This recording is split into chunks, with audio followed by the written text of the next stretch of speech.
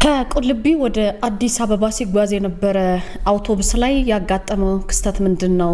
በመተሃራ መግቢያ ላይ ሙሉ በሙሉ በእሳት ተቃጥሎ ይሄ መኪና ሊወድም ችሏል። ጉዳዩን ቀዳሚ አድርገነዋል። ከ20 ዓመት በፊት በኢንቨስትመንት ስም ወደ ኢትዮጵያ ገብቶ ጉዳት እያስከተለ ባለው የማንጎ ዝርያ ላይ የትምህርት ተቋማት ምርምር እያካሄዱ ናቸው ተብሏል። ይሄን የማንጎ ዝርያ በተመለከተ እንነግራችኋለን። ወደ መቀሌ ዩኒቨርሲቲ የሚገቡ ተፈታኝ ተማሪዎችን በተመለከተ የጸጥታ ስጋት አለመኖሩ ተገልጿል። ሰማላችሁ። በአዲስ አበባ ከተማ በ2018 በጀት ዓመት በዘገየና ወቅቱን በጠበቀ ምዝገባ 13000 በላይ ፍቺ ተመዝግቧል። ተሰማላችሁ። በግብጽ የሚኖር ኢትዮጵያዊ ስደተኛ እስር ቤት ከገባ ከ4 ቀናት በኋላ ህይወቱ አልፏል። ይሄን ያለው ማነው? ዝርዝር መረጃውን የምሰሙት ነው። ሟች አባት እዳ ነበረበት በሚል ልጁን በአሰቃቂ ሁኔታ የገደሉ ተከሳሾች ምንድነው የገጠማቸው? እንደዚህ አይነት በቂም በቀል የሚፈጸሙ ወንጀሎች በዛሬው የዜናችን አንዱ አካል ናቸው። እንዴት ውላችኋል? አሃዱ ኒውስ ኤንድ ፖለቲክስ የናንተው የመረጃ ቤታችሁ ነው። ከዚህ ቀጥዬ አጠር አድርጌ ዜናዎችን ለእናንተ ደርሳለሁ። አብሬያችሁ ቆይታ ማደርገው ናርዶስ አለማየሁ ነኝ። ሁሌም እንደተለመደው ዜናችንን የምንጀምረው ሰብስክራይብ በማድረግ ነው። ሰብስክራይብ አድርጉና ወደ ዜናው እናልፋለን። አብራችሁን ቆዩ።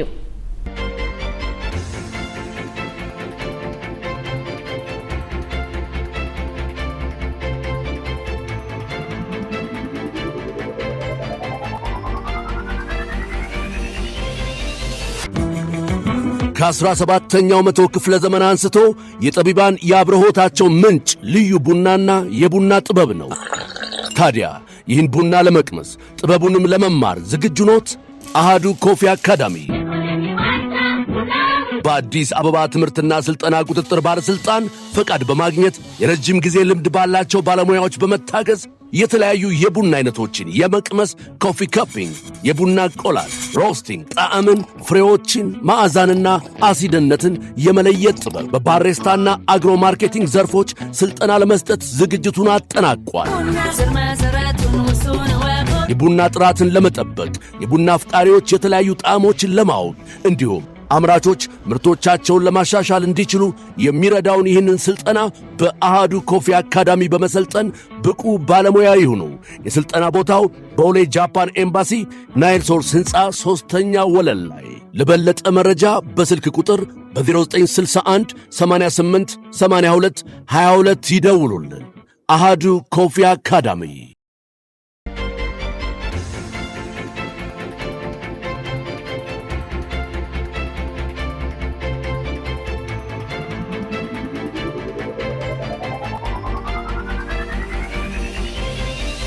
ከቁልቢ ወደ አዲስ አበባ ሲጓዝ የነበረ አንድ የህዝብ ማመላለሻ አውቶቡስ ነበረ። ይሄ መኪና መተሃራ መግቢያ ላይ ሙሉ በሙሉ በእሳት ተቃጥሎ ወድሟል።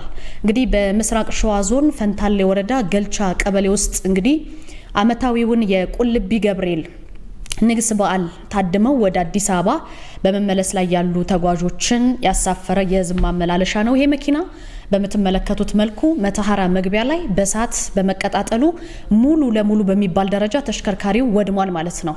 የፈንታሌ ወረዳ ፖሊስ ጽሕፈት ቤት እንደተናገረው ከሆነ ሐምሌ 20 ቀን ነው። የሰሌዳ ቁጥሩ ኮድ 366509 ኢቲ የሆነ ታታ መኪና ነው። የህዝብ ማመላለሻ ሀገር አቋራጭ አውቶቡስ ነው። ከክብረ በዓሉ ወደ አዲስ አበባ እየተመለሰ ነበረ። 62 መንገደኞችን አሳፍሮ በመጓዝ ነበር ፈንታሌ ወረዳ በንቲ ቀበሌ ላይ ለቁርስ የቆመው። ቁርስ ለመብላት ማለት ነው። ተሳፋሪዎችን ቁርስ እንዲበሉ ለማድረግ በአውቶቡስ ውስጥ የነበሩ 51 ወንዶችና 10 ሴቶች አሉ። ከተሽከርካሪው ወርደው ለቁልቢ ገብርኤል በዓል ላይ ያረዱትን የበሬ ስጋ የተረፈውን ጠባብሰው ለመቀማመስ ለመብላት አስበው ነው እንግዲህ የጫኑትን የምግብ ማብሰያ ቁሳቁስ አውርደው ስጋውን ጠብሰው የተመገቡት። እነዚህ መንገደኞች ተመግበው ካጠናቀቁ በኋላ ምግብ ያበሰሉበትን የብረት ምድጃ፣ ብረት ድስትና የብረት ምጣድ በአውቶቡሱ ላይ ጭነው ጉዞ ጀምረዋል። አውቶቡሱም ጉዞ እንደጀመረ ከ10 ኪሎ ሜትር በኋላ ገልቻ ቀበሌ ልዩ ቦታው ጉምሩክ ፍተሻ አካባቢ ሲደርስ እሳት ተቀጣጠለ። የአውቶቡሱ አሽከርካሪ በመረጋጋት አውቶቡሱ በፍጥነት ወደ ዳር ያወጣውና ተጓዦች ያላንዳችም አደጋ እንዲወርዱ ነው ያደረጋቸው ሾፌሩ። ያደጋው መንስኤ ሳይቀዘቅዝ የተጫነ የምግብ ማብሰያ ቁሳቁስ ነው። በአንዳንድ የማህበራዊ ሚዲያ ገጽ ላይ የጋዝ ሲሊንደር ፍንዳታ ወይም ደግሞ በደንብ ሳይጠፋ የተጫነ ሲሊንደር ተቀጣጥሎ ተብሎ የተሰራጨው መረጃ ግን ትክክል አይደለም ማለት ነው። በጥንቃቄ ጉድለት 10 ሚሊዮን ብር የተገመተ ተሽከርካሪ ወድሟል። በሰው ላይ ግን አንድም ጉዳት አልደረሰም። እንደዚህ አይነት ጉዞዎች ሲኖሩ ምናልባት መንገድ ላይ ወርደን ምግብ ስንበላ ስንመገብ ያልቀዘቀዘ ምድጃ ወደ መኪና በሚወጣበት ጊዜ ተቀጣጣይ ስለሆነ አደጋ ሊያደርስ ይችላልና ጥንቃቄ እንድታደርጉ በዚህ አጋጣሚ መልእክት እናስተላልፋለን። ከዚህ ባሻገር ግን ይሄ መኪና ሙሉ በሙሉ ነው የወደመው። በሰው ሕይወት ላይ ግን የደረሰ አንዳችም አደጋ የለም።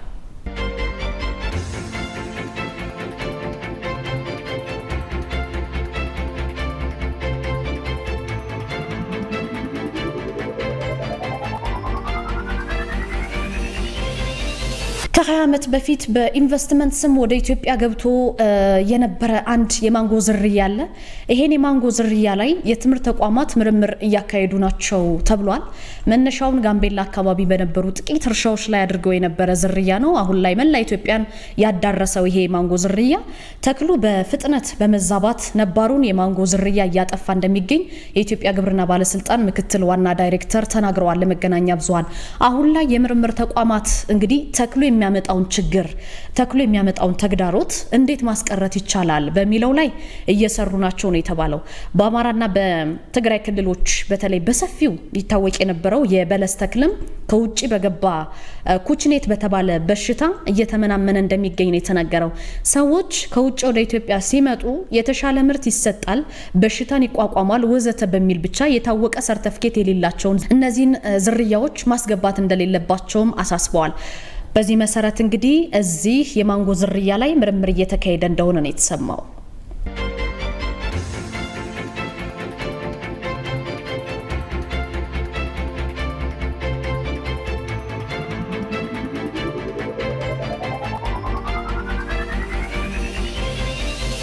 መቀሌ ዩኒቨርሲቲ የሚገቡ ተፈታኝ ተማሪዎችን በተመለከተ የጸጥታ ስጋት የለም ተብሏል።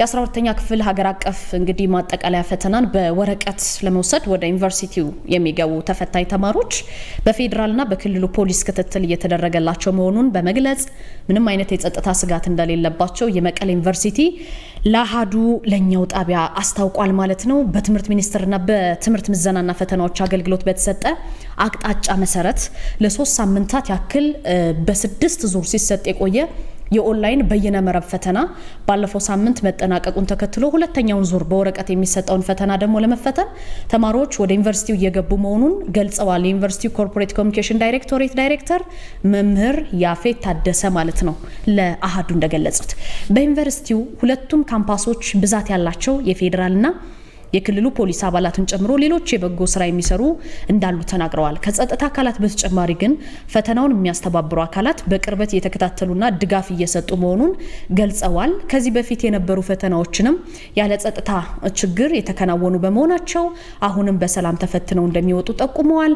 ዩኒቨርሲቲው ተማሪዎችን ለመቀበል አስቀድሞም የምግብ አቅርቦትን ማሟላትን ጨምሮ አስፈላጊው ቅድመ ዝግጅት ሲደረግ መቆየቱንም አንስተዋል። ዳይሬክተሩ ከትላንትና ጀምሮ ታዲያ አዳዲስ ተማሪዎችን ተቀብሎ እያስተናገደ ነው ያሉት እሳቸው የተማሪዎች አቀባበል እስከ ዛሬ ሐምሌ 21 ድረስ የሚቀጥል ነው። በአጠቃላይ በሁለቱም ካምፓሶች 7700 አካባቢ ተማሪዎች እንደሚቀበል አስታውቋል።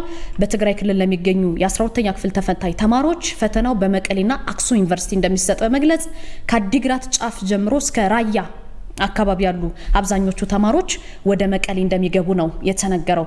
ዳይሬክተሩ አክሎ ምንድነው ያሉት? ከተማሪዎች ቅበል አስቀድሞ ከትምህርት ሚኒስቴር ከትምህርት ምዘናና ፈተናዎች አገልግሎት ለተላኩ የፈተና ክፍል ኃላፊዎችና ከመላው ኢትዮጵያ ለተውጣጡ ፈታኞች አቀባበል መደረጉንም ነው በዚህ አጋጣሚ የገለጹት።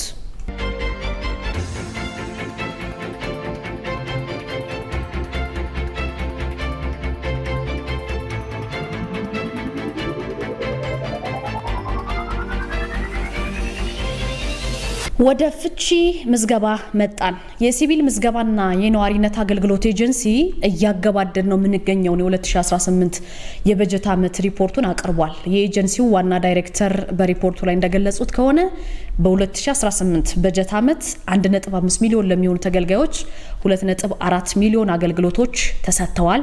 በጤና ተቋማት ደግሞ የአንድ መስኮት አገልግሎት መስጫ ማዕከል በመክፈት የሞትና ውልደት ምዝገባ እየተከናወነ መሆኑን ይገልጻሉ። በዚህ ምዝገባ አሰራር ልደት 385385፣ ጋብቻ 40668፣ ፍቺ 9558፣ ሞት 22907፣ ጉዲፈቻ 386 ነው የተመዘገበው። በሌላ በኩል ግን በዚሁ በጀት ዓመት ከ648000 በላይ የማንነት መታወቂያ ተሰጥቷል። 196132 ያላገባ አገልግሎት ተሰጥቷል። የልደት ምዝገባ በ90 ቀናት ውስጥ መመዝገብ ያለበት መሆኑ የተጠቆመ ሲሆን ከዘገየ ደግሞ በአንድ ዓመት ውስጥ መመዝገብ እንዳለበት ኃላፊ ይናገራሉ። በአጠቃላይ ግን በተለያዩ የምዝገባ አገልግሎቶች ብቻ 10972 ከሃይማኖት ተቋማት የተመዘገበ ሲሆን 3972 የሚሆነው በዘገየ ምዝገባ ነው። ጊዜ ገደቡ ባለፈ ደግሞ 37000 የተመዘገበ መሆኑን ተናግረዋል። ፍቺ ጋር ስንመጣ ፍቺ በወቅቱ የተመዘገበ 4994 አለ። በአንድ ዓመት የተመዘገበ 1536 አለ። የጊዜ ገደብ ያለፈ ወይም ደግሞ ከዓመት በፊት ፍቺ ተፈጽሞ የነበረ ደግሞ 6503 ፍቺ ነው። በአጠቃላይ ይሄን ስናየው 13033 ፍቺ ተመዝግቧል ማለት ነው። ሞትንም እንዲሁ 7117 ተመዝግቧል። ያልተመዘገቡ ሞት እንደሚኖሩም ተነግሯል። የጉዲፈቻ ምዝገባ ደግሞ 216 በወቅቱ የተመዘገበ ነው። በዘገየ ደግሞ 37 ምዝገባዎች ተከናውነዋል። በዚህ በያዝነው ዓመት እያለቀ ባለው ዓመት በልዩ ሁኔታ በሁሉም የጤና ተቋማት፣ ፍርድ ቤቶች ላይ ወሳኝ ኩነት ምዝገባዎች መከናወናቸውንም የወጡ መረጃዎች ያሳያሉ።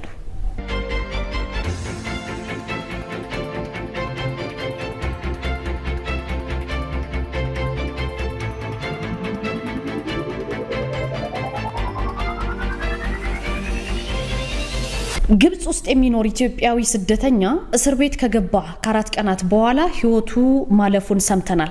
በግብጽ ዋና ከተማ በሆነችው ካይሮ ይኖር የነበረ አንድ ኢትዮጵያዊ ስደተኛ ወደ እስር ቤት ከገባ ከ4 ቀናት በኋላ ህይወቱ አልፏል ማለት ነው። ለግለሰቡ ቅርብ የሆኑ ምንጮች እንደተናገሩት ያሬድ ገረመው ይባላል። ይሄ ግለሰብ ህይወቱ ያለፈው ድካም ይዞት ነው የሚል መረጃ ቢወጣም ምንጮች ግን በግለሰቡ አሟሟት ላይ ጥያቄዎች አሉኝ ይላሉ። የ5 ዓመት ልጅ አባት የሆነው ይህ ግለሰብ እንግዲህ ህይወቱ እንዳለፈ የተሰማው ሐሙስ ዕለት ነው። ለደህንነታቸው ሲሉ ምናልባትም ስማቸው እንዳይገለጽ የጠየቁ ምንጮች ለቢቢሲ ገልጸዋል ማለት ነው። ምንጮቹ እንደሚያስረዱት ከሆነ ያሬድ ካይሮ ከተማ ወደሚገኝ እስር ቤት የገባው ከመሞቱ 4 ቀናት በፊት ቅዳሜ ሐምሌ 11 ነበረ። ኢትዮጵያዊው ስደተኛ የታሰረው ከመኖሪያ ፈቃድ ጋር በተያያዘ እንደነበረ ምንጮች ይጠቅሳሉ። ምንጮች ሲያስረዱ እንደገና በቀን 11 ጠዋት ላይ ወደ ስራው ሲሄድ ነው የተያዘው። ከዛ በኋላ ሰኞ ፍርድ ቤት ቀረበ ብለዋል።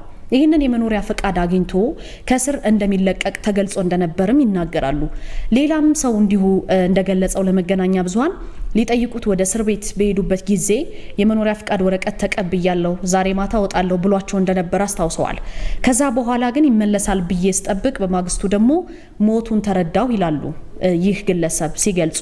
ምንጮች የእስር ቤት ኃላፊዎች ያሬድ ህይወቱ ያለፈው ታሞ ሆስፒታል ከገባ በኋላ እንደሆነ ይገልጻሉ።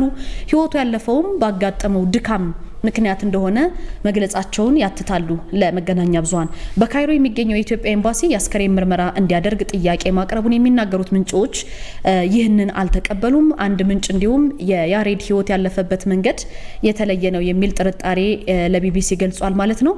ኢትዮጵያዊ በሞተበት ምሽት ታዲያ ገንዘብ እንዲከፍል ተጠይቆ እንደነበር ይናገራል። ከእስር ቤት አውጥተው ብር ሲጠይቁት ነበር። ብዙም ሳይቆይ ኤሌክትሪክ ጠፋ። መብራት ጠፍቶ ሲመለስ ልጁ መሬት ወድቆ ነው የተገኘው ሲሉም ያገኙትን መረጃ ለቢቢሲ ጠቅሰዋል። ያንን መረጃም እኛ ተመልክተነዋል። ሌሎች 2 ሰዎች እንዲሁ ይህንን ጥርጣሬ እንደሚጋሩት ይጠቅሳሉ። ይሁን እንጂ በግል የአስከሬን ምርመራ ለማድረግ የሚያስችል አቅም እንደሌላቸው ነው ያነሱት። በምን ምክንያት ነው በትክክል የሞተው የሚለውን ለማወቅ የአስከሬን ምርመራ ቢያስፈልግም አቅም የላቸውም ማለት ነው። ጉዳዩን ለኢትዮጵያ ኤምባሲና ለተባበሩት መንግስታት ድርጅት የስደተኞች ከፍተኛ ኮሚሽን ማሳወቃቸውንም ጠቅሰዋል። ይህንን በተመለከተ በግብጽ ከሚገኘው የኢትዮጵያ ኤምባሲ እንዲሁም የተባበሩት መንግስታት የስደተኞች ተቋም ተጨማሪ መረጃ ለማግኘት ጥረት እየተደረገ ነው። ግብጽ ውስጥ በስደት የሚኖሩ ኢትዮጵያውያን እንዲሁም ደግሞ የማህበረሰብ አመራሮች እስርና ማዋከብ እንደሚደርስባቸው በተደጋጋሚ ሲገልጹ ቆይተው ነበረ። የኢትዮጵያን ማህበረሰብ አመራር የሆኑ አንድ ሰው ኢትዮጵያውያን ስደተኞች የመኖሪያ ፍቃድ ወረቀት ቢኖራቸውም በፖሊስ ግን ይታሰራሉ ዛ ሀገር በማለት ይከሳሉ። በዚህ እስር ቤት ውስጥ እንግዲህ ብዙ ታሳሪ ስላለ መቀመጫ ቦታ የለም፣ የሚተኙበትም ቦታ የለም። ማድረግ የሚችሉት መቆም ብቻ ነው። መቀመጥ ከፈለክ ግን ብር ትከፍላለህ በማለት ስለ እስር ሁኔታው ያስረዳሉ ማለት ነው። ዓለም አቀፍ የሰብአዊ መብቶች ተቋማት ሂዩማን ራይትስ ዎች ግብጽ ውስጥ ያለውን የስደተኞች ሁኔታ በተመለከተ በሰኔ ወር መጨረሻ ባወጣው ሪፖርት እንደውም ፍልሰተኞችና ጥገኝነት ጠያቂዎች ለወራት የሚቆይ የዘፈቀደ ዘመቻ ወይም ህገወጥ እስር እንዲሁም ከሀገር መባረር እየደረሰባቸው እንደሆነ ገልጾ ነበረ። የሂዩማን ራይትስ ዎች ሪፖርት እንደሚያመላክተው ይህ አይነቱ እንግልት በኢትዮጵያን ስደተኞች ላይም ደርሷል። አሁን የደቡብ ሱዳንና ኤርትራ ስደተኞችም ተመሳሳይ ሁኔታ ነው የሚያጋጥማቸው እንደዚህ አይነት። በዚህ መሰረት እንግዲህ ይህ ግለሰብ የሞተበት ምክንያት በትክክል ሊታወቅ አልቻለም።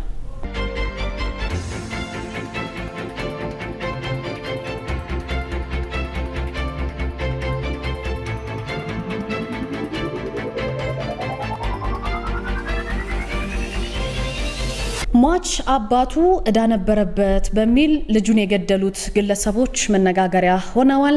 ከዚህ በፊት ውድ ቤተሰቦቻችን በዜናችን እኛም ዘግበን እናውቃለን። ከወራቶች በፊት በእንደዚህ አይነት ሌላ ሰው ባጠፋው ጥፋት ላይ በልጆች ላይ የሚወሰድ እርምጃ ትክክል እንዳልሆነ ይገለጻል። ሸምስ ኡመር ሸምስና ሸምሱ አብዱላሂ የተባሉ 3 ግለሰቦች ባሌ ዞን ውስጥ ነው የሚኖሩት። በሽርና ኡመን እንግዲህ ታላቅና ታናሽ ወንድማማቾች ናቸው። ሸምሱ አብዱላሂ ደግሞ የሁለቱ ወንድማማቾች ወላጅ አባት እንደሆኑ ነው የታወቀው። አባት ቀደም ሲል ሀጂ አብዱላሂ ከተባሉ የዛ አካባቢ ግለሰብ ወይም ዛ አካባቢ ከሚኖር ሰው ጋር ጋራ የሆነ የቢዝነስ ስራ እንደነበራቸው የባሌ ዞን ፖሊስ ዋና መምሪያ የኮሙኒኬሽን ክፍል ባለሙያው ይገልጻሉ። ይሄ የጠነከረ የንግድ ግንኙነት ግን ለረጅም ዓመታት ቢቀጥልም በሂደት ከትርፋማነት ወደ ኪሳራ በሚያመራበት ጊዜ ሀጂ አብዱላሂ ከጋራው ሰሪ ወይም ደግሞ ራሳቸውን ከዚሁ የትብብር ስራ ያገላሉ ማለት ነው። በዚህ አለመግባባት ተፈጠረ።